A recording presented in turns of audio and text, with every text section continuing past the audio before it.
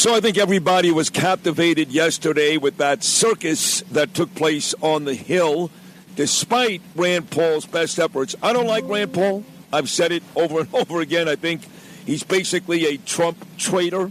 But yesterday, in the Anthony Fauci hearing, he was nothing short of brilliant. Prepared, knew what he was talking about, and nailed Fauci to the wall. We all know what happened, watching for hours, and Anthony Fauci over 100 times, listen to me carefully, I know you heard this a bunch already this morning, over 100 times took the fifth. Why? Because he had nothing to say. Because it is clear, based upon what he wrote in his diary, that he's a liar, he's a fraud. You can make an argument he's a murderer, right? I mean, people died. He turned a whole generation of our kids into morons. I'll say it. A lot of our kids are morons. And it was all worth it because people like Gavin Newsom and Bill de Blasio and Barbara Streisand and Mila Kunis all loved him. He was a popular guy. He goes from famous to infamous. And now, as Ted Cruz pointed out, I played this earlier, maybe public enemy number one, maybe forever, here in the United States. What a disaster yesterday was. Let's talk to my guy. Follows me each and every weekday morning right here on 77 WABC at 10 a.m. Does an amazing job on Fox and Friends every morning and has his own great show. I love it. One Nation, 10 p.m. Sunday nights. Brian Kilmeade. Brian, with the attorney getting kicked out and all the, I'm not talking Fifth Amendment stuff, yesterday, unfortunately, turned out to be a circus. Yeah, I mean, what did I learn from that? What I learned is he got $1 million prize. He made 9 separate people apply for these awards during the pandemic. What did we learn from that? The whole 1,100 pages is his diary. Sid, to be on the air doing what we're doing, to be president of the United States, you got to have a healthy ego and self-confidence. There's nothing wrong with that. You know, if there was a profile on Sid Rosenberg at Time Magazine, if you were keeping a diary, I'm not sure you are. You might have a full-time biographer who lives with you, who's going to eventually release a documentary along with it. But, you know, you might say, hey, it's kind of cool to be on the cover of Time Magazine. This guy was obsessed with himself. He was obsessed with celebrity like a teenage girl. Julia Roberts likes me. Barbara Streisand, I taught her how to use an Alexa. Brad Pitt played me on television. Meanwhile, we have the worst mortality rate, pound for pound, in the world. People are dying. And I went crazy on this, Sid. I don't know how often I was on with you back then, but I was saying, did he just say wear a mask, not wear a mask? Did he just say if you have a vaccine, don't wear a mask? Did he just say if you have a vaccine, you can't get an infection?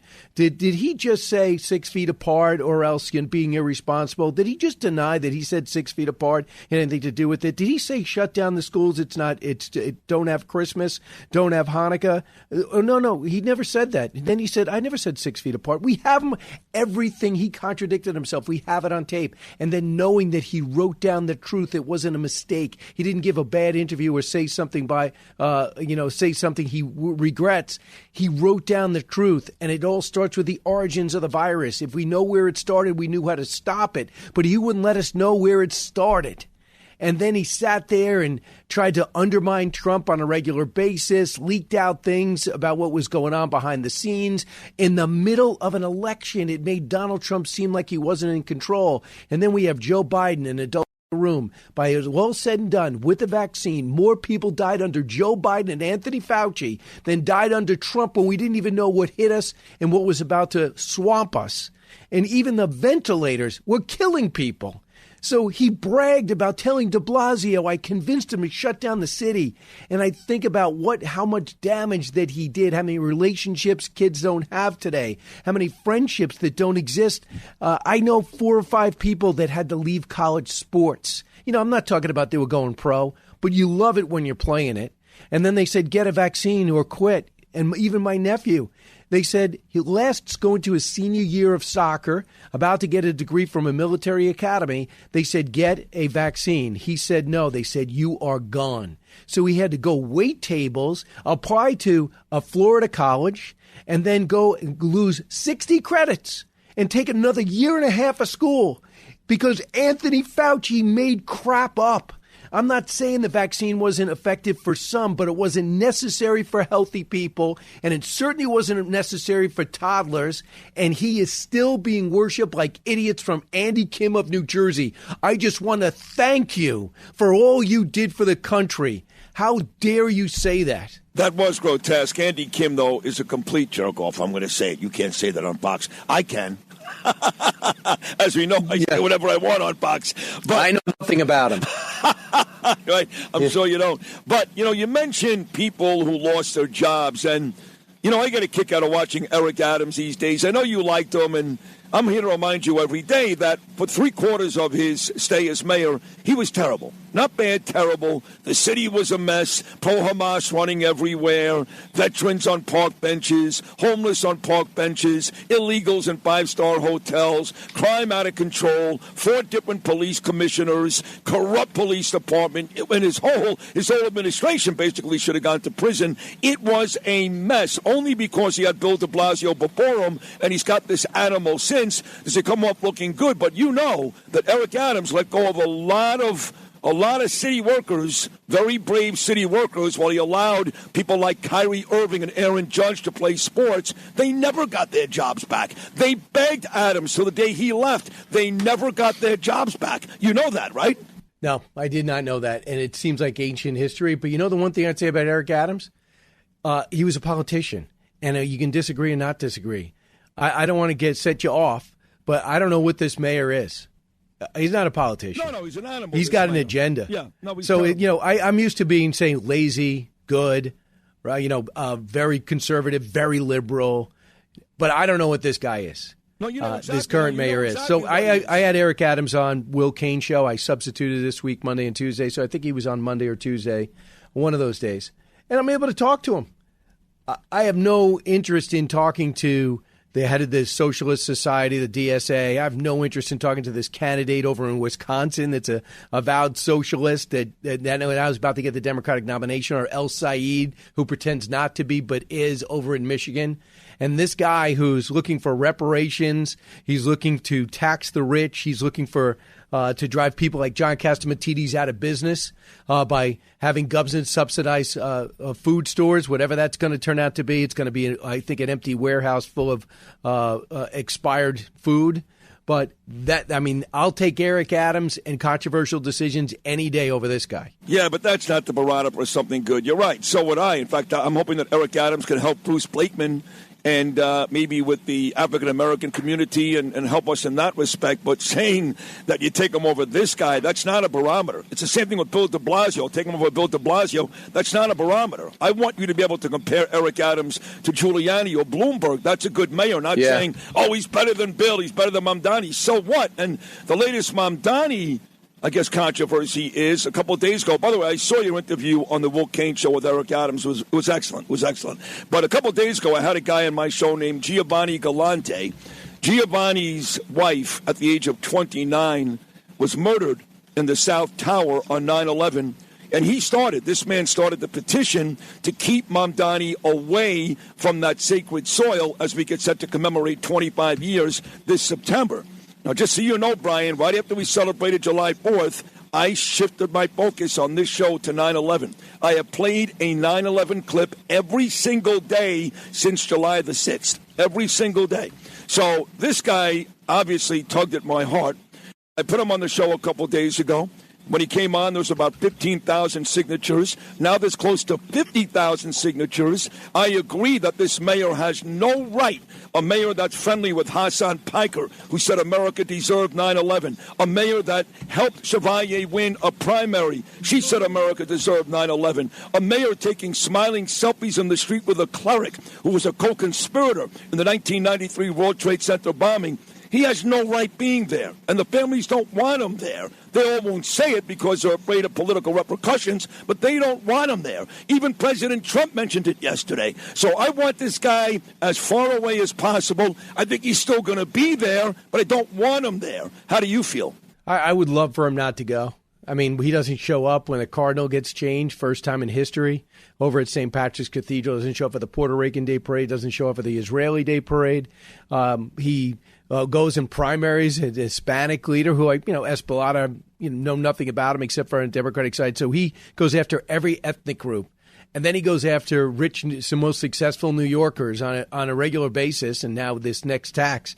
So on 9/11, when he won't even condemn the words globalize the infantata, if he's not going to condemn those words, what makes you think that he's going to he legitimately condemns the attack? So why was he going to make a stand and show up at this event when he doesn't really show up at any other events except for, inviting that Khalid guy from Colombia over to celebrate a Muslim holiday over at Gracie Mansion? I'd love for him not to show up, but I think he will.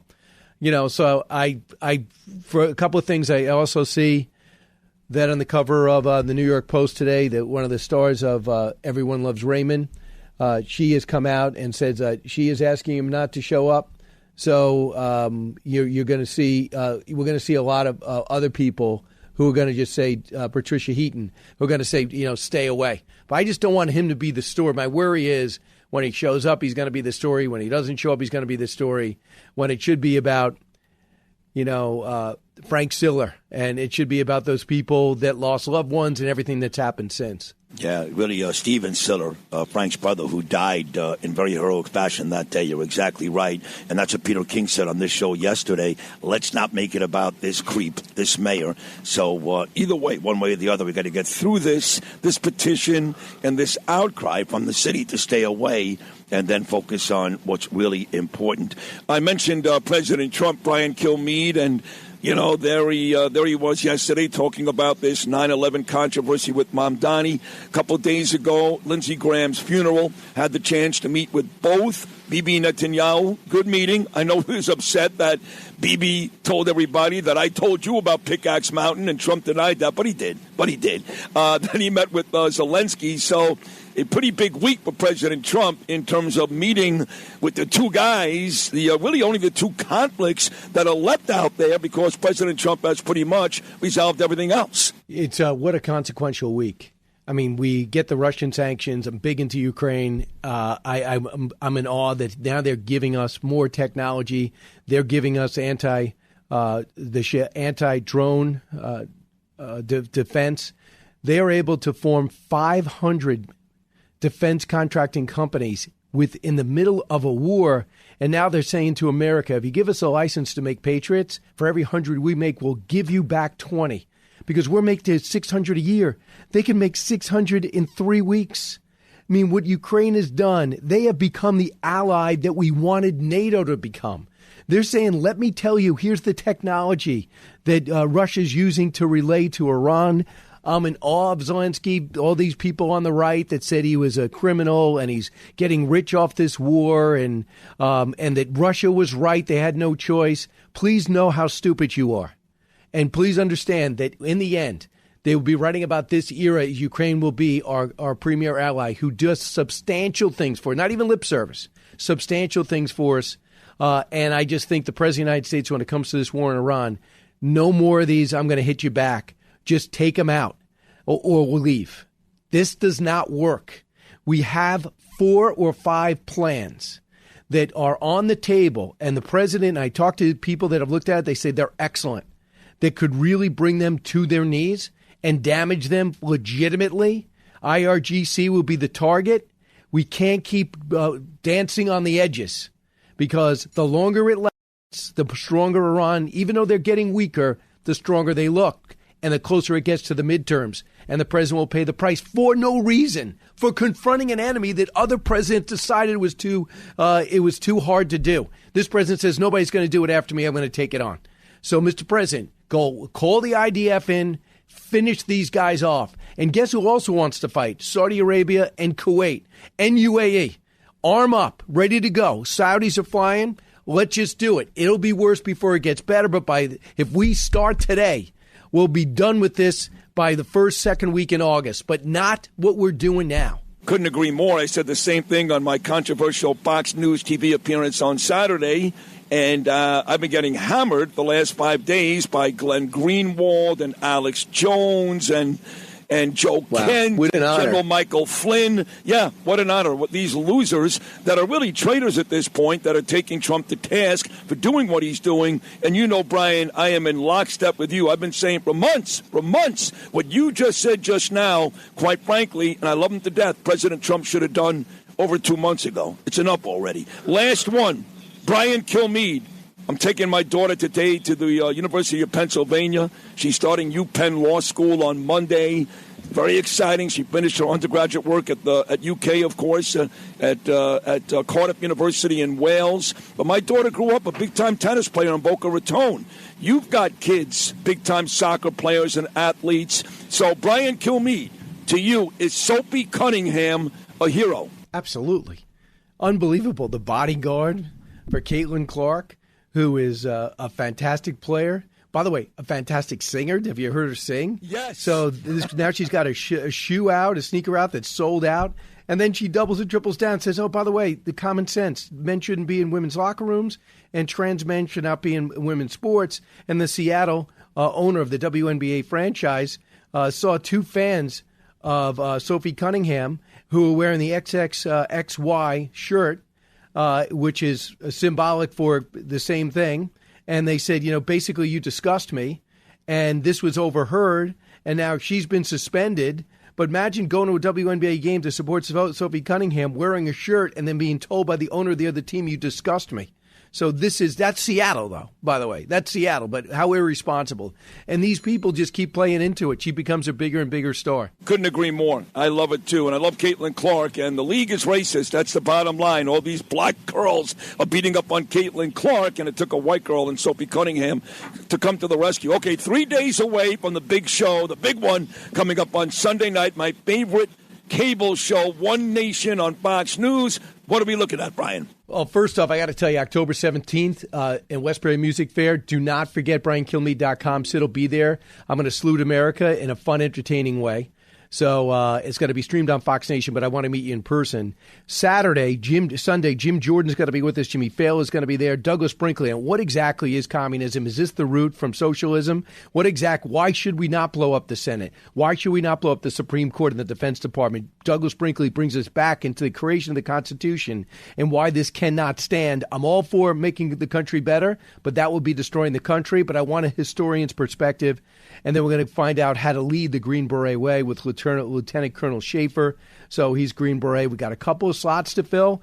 We're still looking at a few people, but it's going to be a big show Sunday at 10 p.m. Brian, you're the absolute best. Whether you're doing the radio show after me every day, your morning slot on Fox and Friends, your own amazing show, One Nation. You're a great talent, and I tell everybody this, an even better guy. I do love you. And I will stay within myself. I'll be quiet this weekend. I'll be spending 3 days with my wife and my daughter in Pennsylvania. So not a lot of fanfare after what I went through on Saturday the last 3 or 4 days with millions and millions of hits. I was trending number 3 on Twitter on Saturday night across the world that actually said Sid Rosenberg, United States. So I had trouble staying within myself over the weekend. But this weekend, completely different story. But see, if you know staying within yourself, that is within yourself. That's what Sid does. If you were calm over the weekend, that's not what Sid does. So it's like if you score goals, don't tell me don't become a setup man. Sid, you score goals. That's it. You got to be yourself. All right. Thanks a lot, Sid. Go get him. Finish up strong. Thank you, buddy. That's the great Brian Kilmeade. Follows me each and every weekday morning right here at 10. Fox and Friends and 10 p.m. Sunday nights. One Nation Fox News. Great, great show. Trust me. Make sure you watch it. We'll take a short break. Still lots more to do. Joseph Tacopina, Bill O'Reilly, and Clay Travis. All that and more still to come. Thursday edition. Sid and Friends in the morning. Thanks for listening to Sid and Friends in the Morning. You can hear Sid and Friends in the Morning weekday mornings at 6. If you like the podcast, share it with your friends and listen anytime at WABCRadio.com and download the WABC Radio app. Hit that subscribe button on all major podcast platforms. Plus, follow WABC on social on Instagram, TikTok, Facebook, and X. See you next time for a new episode so you never have to wonder. What the heck is going on here?